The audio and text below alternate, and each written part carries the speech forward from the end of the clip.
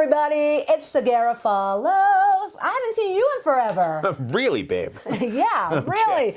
It's a brand new week, everybody. We've got a lot of trending stories for you today, beginning with Dr. Drew. That's right. Dr. Drew has apologized for getting this coronavirus thing so wrong. He only recently started admitting it's a serious problem. In fact, there's a video going around that compiles several minutes worth of his comments, and he has been trying to get it banned on copyright grounds. Now, back in early February, Dr. Drew went on the air and said coronavirus was mild, doesn't hurt anybody, and saying it was way less serious than influenza. Yeah, well, clearly that was not the case at all. And now, of course, he's trying to save his ass, Mike, but this is going to be tough. Oh, no doubt. Hey, check this out. A 27-year-old woman named Preeti Verma in India gave birth to twins last week, and she named the boy COVID and the girl Corona. No, she didn't. She says, quote, listen to this.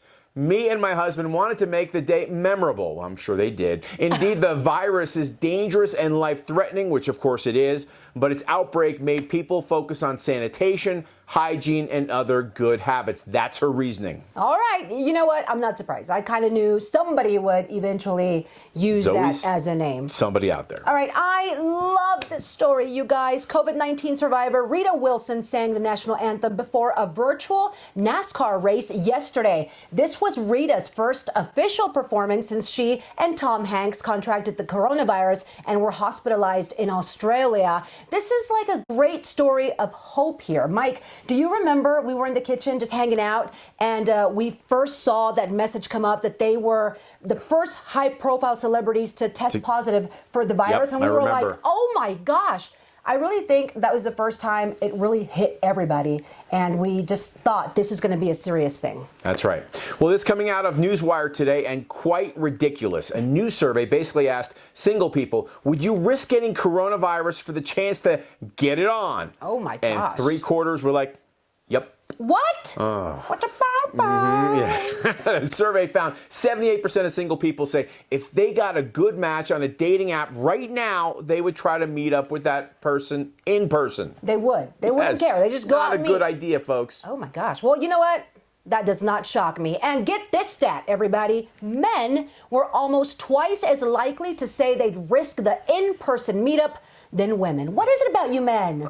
We've got problems. Jeez, be patient. All right, moving on to what else is happening.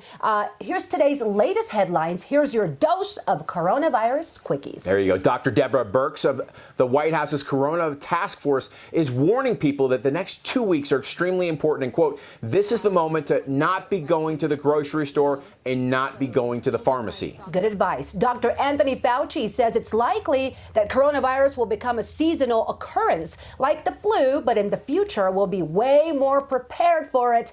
Hopefully. Hopefully is right. Brett Crozier, the Navy aircraft carrier captain who was fired for sending a letter to try to protect his crew from an onboard coronavirus outbreak, has now tested positive. Oh, no. Oh. And the WHO says more and more of the people who are becoming critically ill from the virus worldwide are people in their 30s and 40s, even people with no underlying health conditions. So a little bit of a reality check. That's a wake-up call in a big way. Check this out. A tiger at the Bronx Zoo in New York City has become the first tiger in the world to test positive for COVID-19. It's believed she got it from someone caring for her, but there's no evidence that a cat can infect a person. We do know this week is potentially, by the way, the most dangerous week of the pandemic for us here in the U.S. This is going to be a tough week, Mike. But as you've said, as we've heard, all the healthcare professionals mention this, the next 2 weeks is that hurdle we need to overcome. Exactly. Right? So let's do it, everybody. Take care of yourself, of everyone. Follow the guidelines. Protect those you love. And, of course, we'll see you next time. See ya.